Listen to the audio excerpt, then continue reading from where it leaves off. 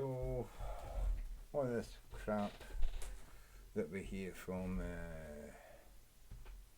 the flat Earth, contingent about Coriolis and how do you, adjust for it and stuff.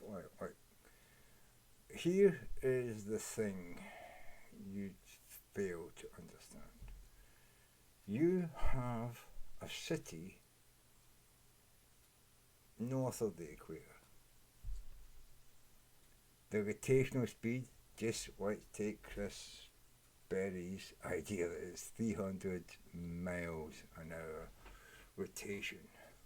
And on the equator there's a city you want to fly to from that point on the earth that is rotating at 300 miles an hour. And you've got a city on the equator travelling 1,000 miles an hour. Okay, so that's 300 miles an hour and that's 1,000 miles an hour. What Chris Berry thinks is that's going 1,000 miles an hour and the city A at 300 miles an hour is travelling at 300 miles an hour, and the city at 1,000 miles an hour is travelling 1,000 miles an hour. And so it's going 300,000 miles an hour, and the bottom one is going at 1,000 miles an hour, and it's like, so it's going to go faster than the 300 miles. No, it's travelling 300 miles an hour because it's on a curve, and that's a shorter, not a smaller fucking ring. The big ring needs to go 1,000 to rotate at, in 360 degrees in 24 hours. That's why it's 1,000 miles an hour. The city up here in the north only needs to go 300 miles an hour in order to do a complete fucking 360. You know what I mean? In 24 hours. So when a plane flies from the 300 mile an hour city to the 1,000 mile an hour city, they're both moving at the same fucking velocity. Relative to the Earth, it's the same. The 1,000 mile an hour city isn't speeding up and going away from the 300 mile an hour city. No, they're going at the same fucking speed. Yeah. 300 miles an hour is 360 degrees, 24 hours. 1,000 mile an hour is an equator is 360 degrees in 24 hours. So they're going together. So if you're flying between that place and that place, it's the same fucking, you're not having to fight any fucking 1,000 mile an hour speed, because when you go from 300 miles an hour to halfway between, it's now going half the speed faster than 300 to 1,000. And every mile you went across that distance is always going a bit faster. You're flying through air that is going around the fucking Earth. It's all going around the Earth.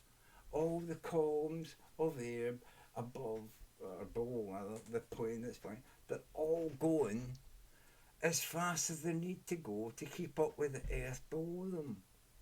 So you go from 300 and you travel 50 miles and it's going 400. You travel 60 miles, it's going similar.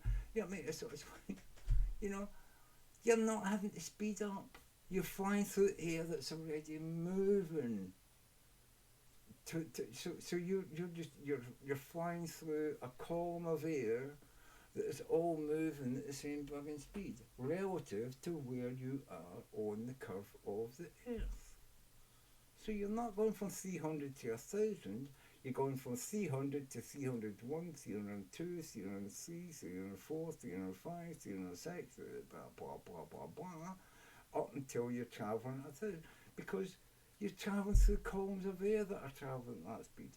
The only thing you've got to do is worry about air. You've got to worry about winds. You've already got that calculated in that you're going to be flying to somewhere that is moving. You know what I mean? And you're adjusting for it every mile. Every single mile you're adjusting for 30 metres. You know what I mean? Over a mile you're adjusting 30 metres. I don't know, I just pulled it out of my ass. But it's the same as fucking Chris Berry and but you Baron Cohen or anybody pulling shit out their ass, right? But basically that's what you do. Every fucking mile, every metre, you're adjusting for the track of the earth. You know what I mean? You're adjusting for that shit. The only thing you've got to worry about as an airplane is whether there's a wind coming from the east or the west. You know what I mean? If there's downdrafts, if there's updrafts. You know, being on the airplane and saying, "Oh, we're going through some, bumpy area. We have to, put your seatbelt on," because they have got no idea. They're flying into winds that are turbulent, and those winds can make a plane drop fucking 300 feet in seconds. You know what I mean? So they tell you, put your fucking seatbelt on because we don't want you flying up and smacking the head off the fucking box that you fucking, you stored your fucking cakes in or whatever you just took me. Cocaine. You know what I mean?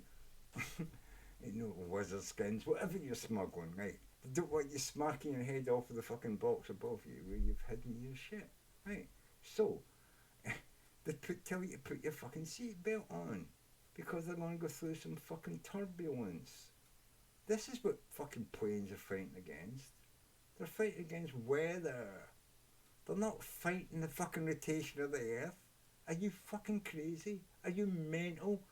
Nobody's ever got in a plane and heard the pilot saying, "Oh, we're going to have a sudden fast rotation of the earth and maybe you want to brace yourself." No, they're going to say, "Well, we're flying through some turbulent weather, so you can find, the plane's going to be a bit, going to be a bit bumpy over the next, few minutes. So please fasten your seatbelts."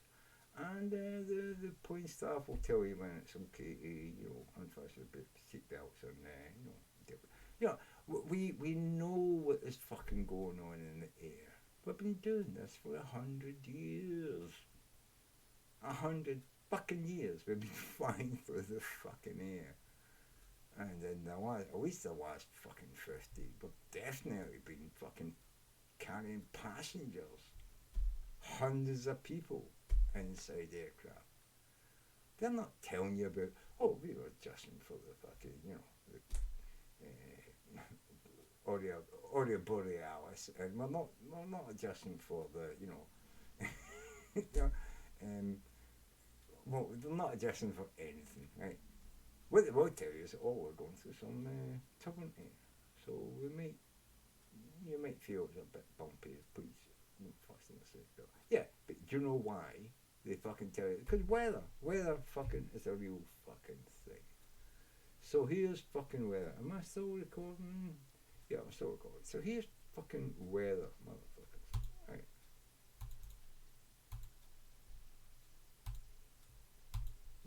What's going on now? Oh, why is it not playing? What the hell is going on? What? I'm still recording, but I'm.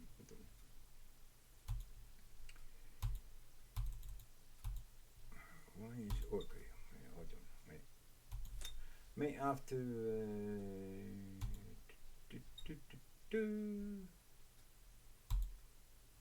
Right, that's not what I was looking at. Oh my god! Of course it was. What I wanted to look at was this. Of course, yeah. So here is.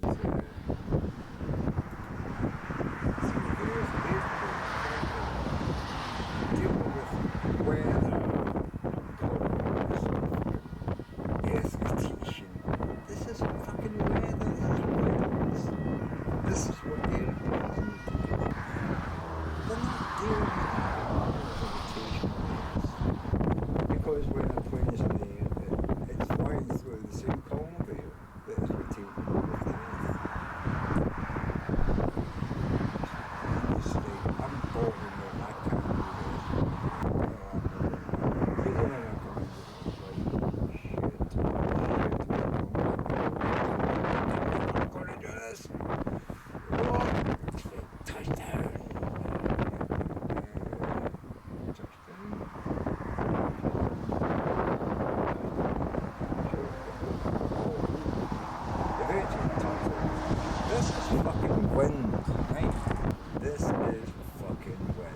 look at that.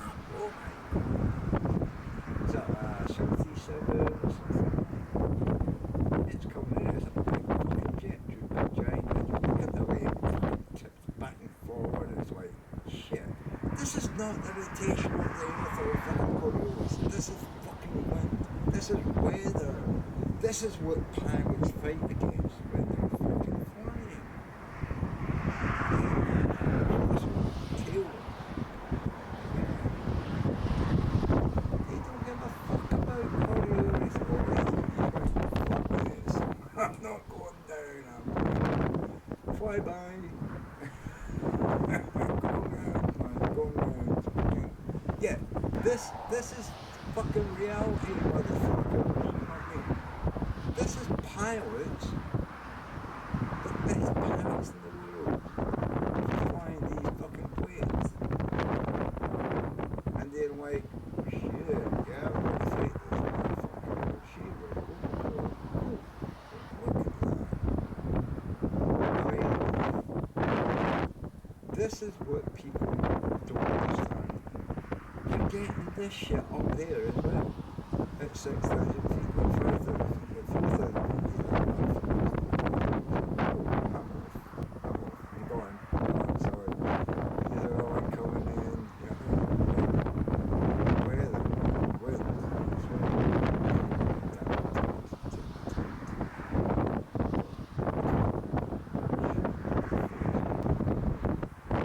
I mean,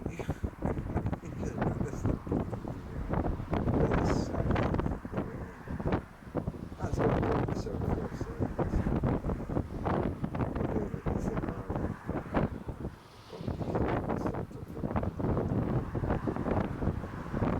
shower there, but no, it's all clear. So when you see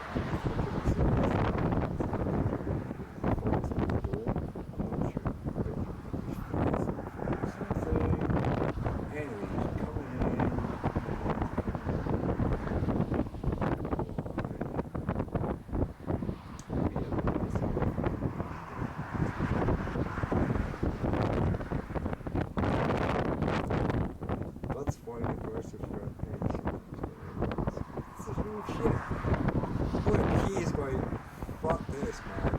Took his fucking wheel back up. He's not coming for a while. Why? You don't believe he's safe. Big fucking build all coming down. He's all over the place, man.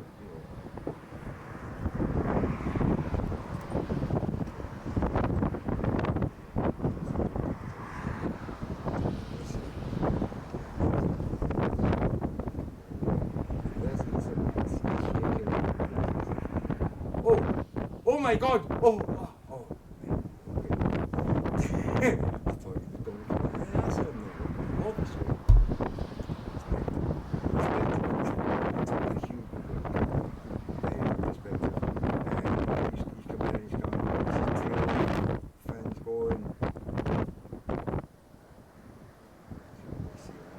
If you watch someone's program, you'll see that he's using the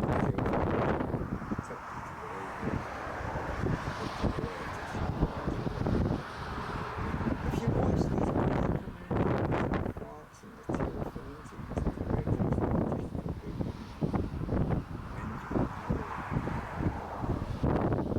it's hard to see us out and you see the flaps and to keep them down. They're using those flaps a lot at the time.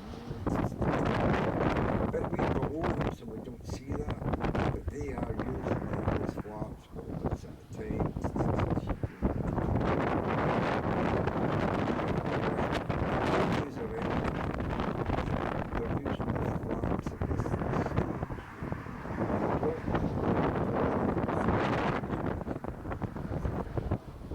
Bye. We're back there for a second.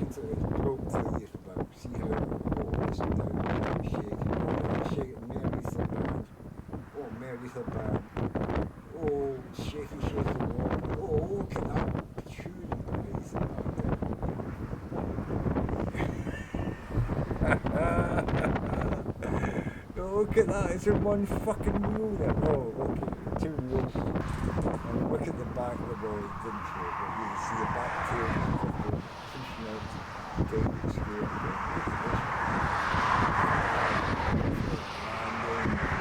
And look at that, man, it's fucking all over the fucking place. Are you fucking kidding me? It's ridiculous.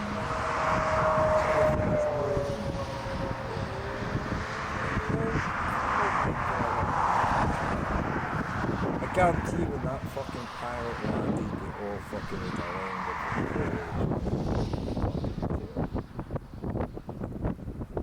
You see the back fucking fin and the fucking tail flapping back and forward.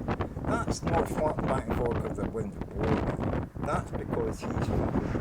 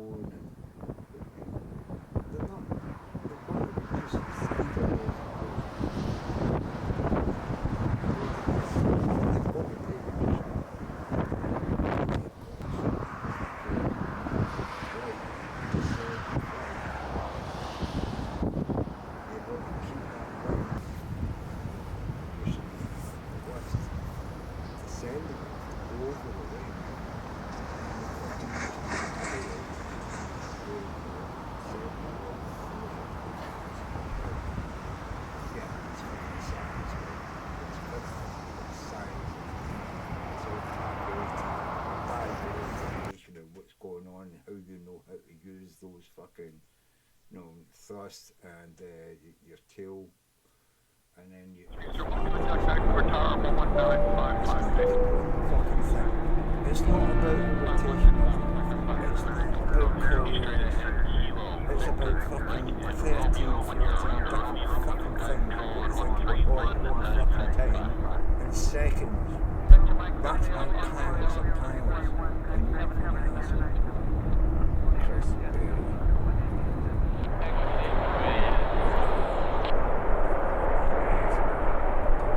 United 2057, the last one you're waiting for is the 87. They're going to turn into Julie Bravo, same as the other two did. Again to Delta there, United, Juliet, and Ultra Lima, southbound. Let's get there for our gas. 750, you probably heard all of that. It's going to be left for departure now. Taxi ahead, Ultra to Juliet. You're now clear to Vancouver, 1 off runway 08 left. The balance is unchanged. Bravo, cleared Avis, runway 08, left 3000 till established. Contours on the ground. ILS 8 left 3000 till established, and we have Echo Jazz. Now taxi ahead, Ultra to Juliet. You're now cleared to Vancouver, 1 off runway 08 left. The balance is unchanged. Bravo, cleared Avis, runway 08, left 3000. So, there we go.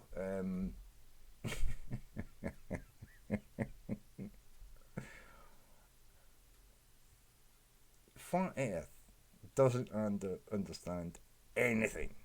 They don't understand physics. They don't understand math. They can't focus their cameras. They've got no idea what rotational forces mean. No idea what no idea what planes are dealing with when they fly through the air. They're like, no. Oh, what's this Coriolis effect?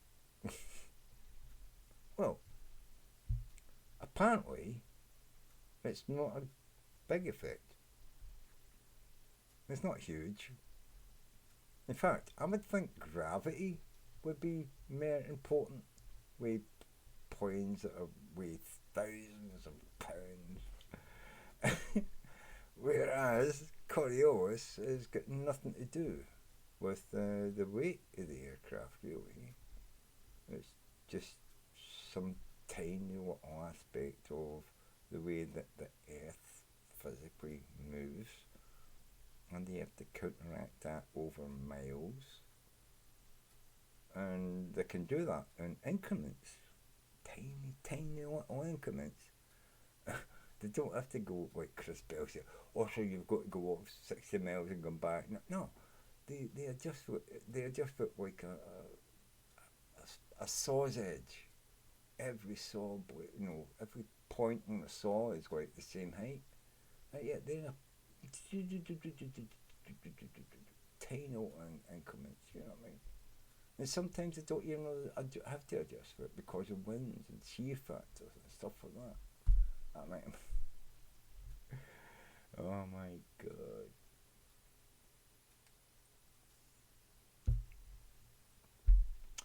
It's all very well that flat earthers seem to think that we only need to think about one force or one direction or one thing at a time. But I'm sorry, that's not the way the world works. I mean, when you're on a basketball court and you're running from left to right, and then you've got to pass the ball from where you are to the guy on the other side of the court, and he's running as well.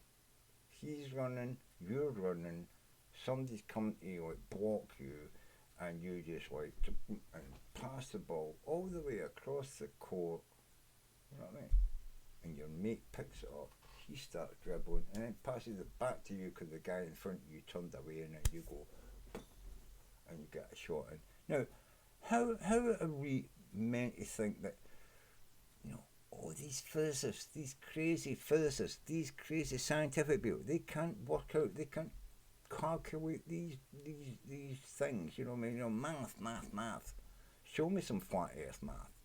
As I've said before, people every single day of their life judge distances and speed and can make that, that shot and get a a score and a basket, you know,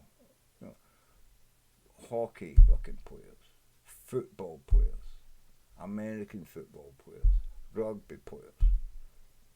We're all doing that. We're all calculating distance and speed all at the same time in our own brains, right?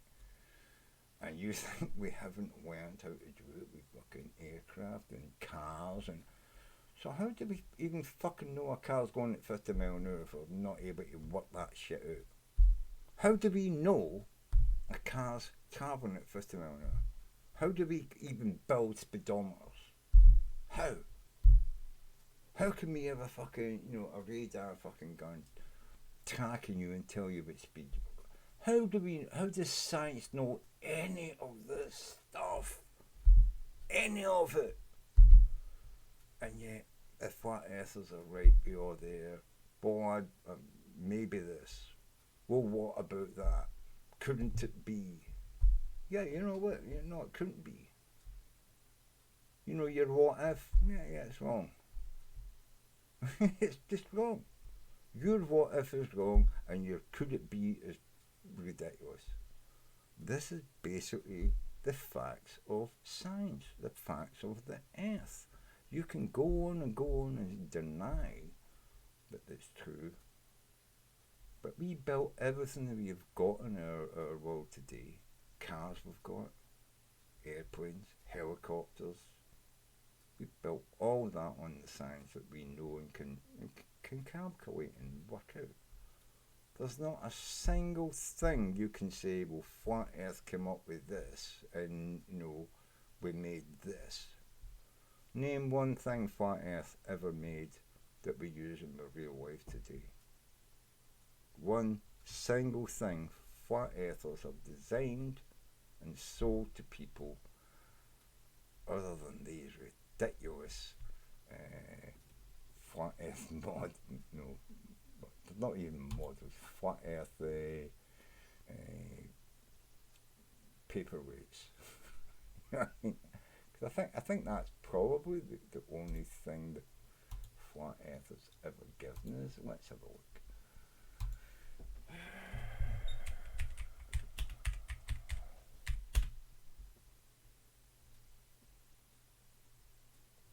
Was it flat earth? I don't know. What do you call them? Statue. I don't know. Sculpture. Flat earth sculpture.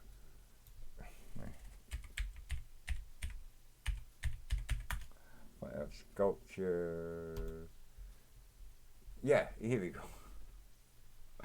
That's not even flat earth sculpture. Come on. I was wanting to see the flat earth. These aren't flat earth sculptures. Come on. Come on. God damn. Even flat earth. Right. Flat earth map.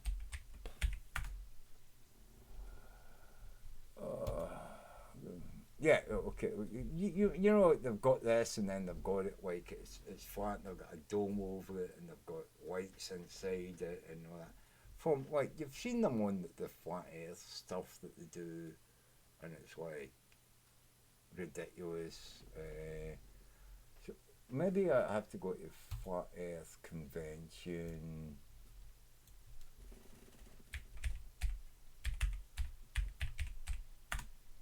Flat Earth Convention. Today is a notable day for our galaxy. On this date, back in 1610, Galileo... I don't even like that guy. Flat Earth Convention, conference. These are games that people are just... be susceptible. I want to but see that it should be tilted and so far over... Show this is the word. Just research Hitler at all? Stuff they got for sale. I don't even know what to put in. Flat Earth Convention.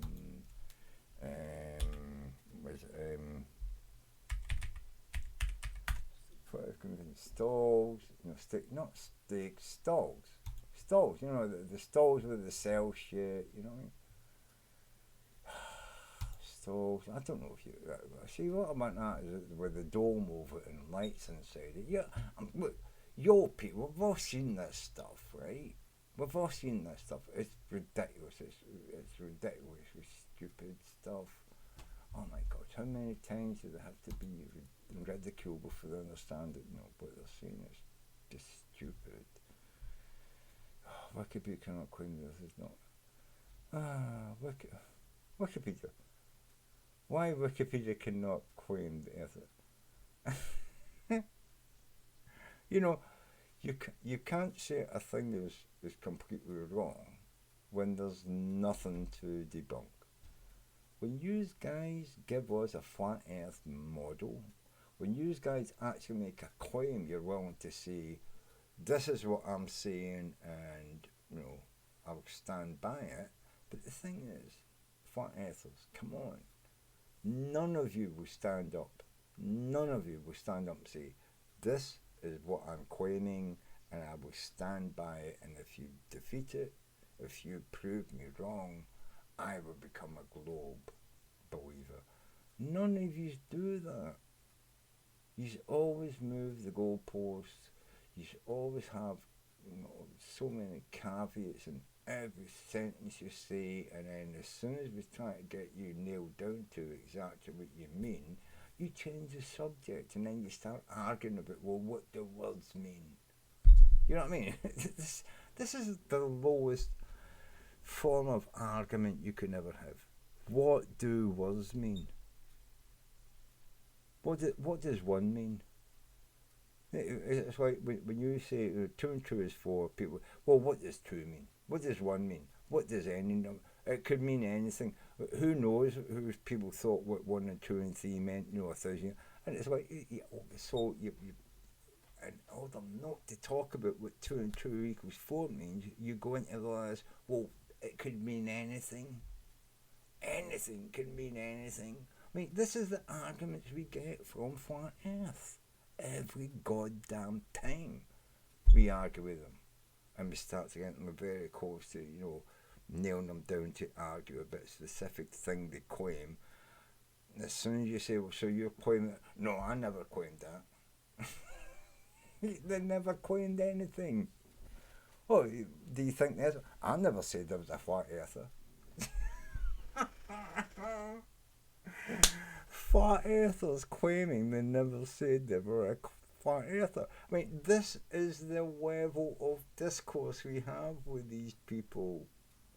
It's goddamn ridiculous, you know what I mean? And I refuse to argue with wankers anymore. I'm sorry about the language, but you know, I'm done.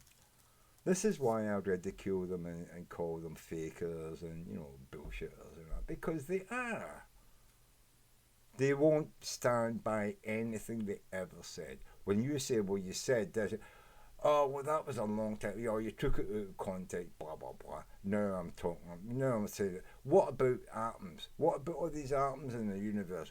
It's like, you know, it's like they go away from the flat earth and they start talking about fucking science out in fucking space as if they know anything about anything. They don't even know about their own planet, and they're talking about the universe. And it's like, I just find it funny. I find it funny that they can't even argue their own point. They can't. When you nail them down to the point they claimed that they supported or were arguing, they then change the subject and say, well, that's not right. What about this? What? You know, I mean, it's like, it's always the what about, what ifs, maybe this. You know what I mean? It's just ridiculous. It's like trying to argue with a 5-year-old about whether they ate the cookies or not. You know what I mean? So who ate the cookies? Well, it wasn't me. Well, was it your sister? Well, I don't know if it was my sister. It could have been, but I'm not saying it was. You know what I mean? You're the one with the crumbs on. Yeah, she could have put those crumbs on me. I don't know. You know what I mean? It's like, oh my God. You know what I mean? You're arguing with a child about who ate the cookies, and you're being defeated because you're buying into their argument. And let's face it, we all think it's funny when your kid argues those stupid 5-year-old 6-year-old points about how they did do a thing, and it was somebody else, but there was nobody around except them, and well, a big boy could have done it and ran away. And this is the arguments we get from flat Earth. Well, a big gravitational ball could have done it and then disappeared. And now it doesn't exist, so it's it's ether band. You know what I mean? It's this ether band thing. It's not there all the time. It wanders about and intervenes in my photograph sometimes, and then I see it, and then it's like, then it's gone. So I can't get it all the time. I can't get it every day, but this goddamn ether band, it's there one minute and gone the next, and it's like a big boy who nicked the fucking biscuits and ran away. But if you want to buy into that and listen to that crap, that's fine. Personally myself, I find it humorous.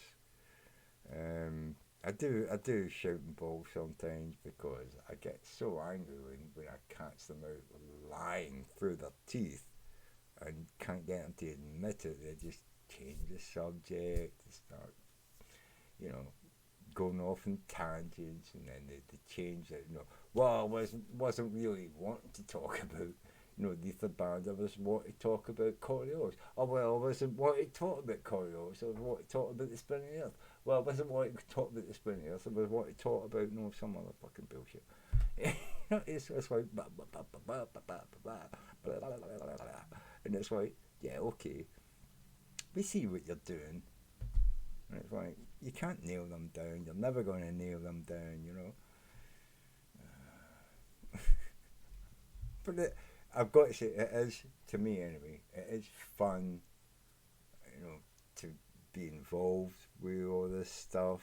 It takes me a little bit away from the shit and crap that I deal with my whole life, my normal life at the moment.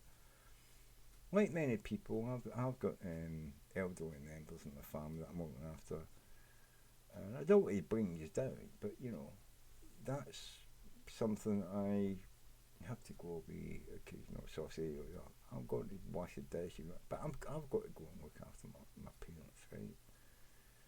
And I just wonder, what do these flat earthers think is important to them? What, coming here and arguing and talking shit? Or is it the real world that we live in? Is that important enough for them to care about? Because what I get from them is they don't give a shit. Anyway, it's on your fucking van, motherfuckers, and I'll be back later. Cheers.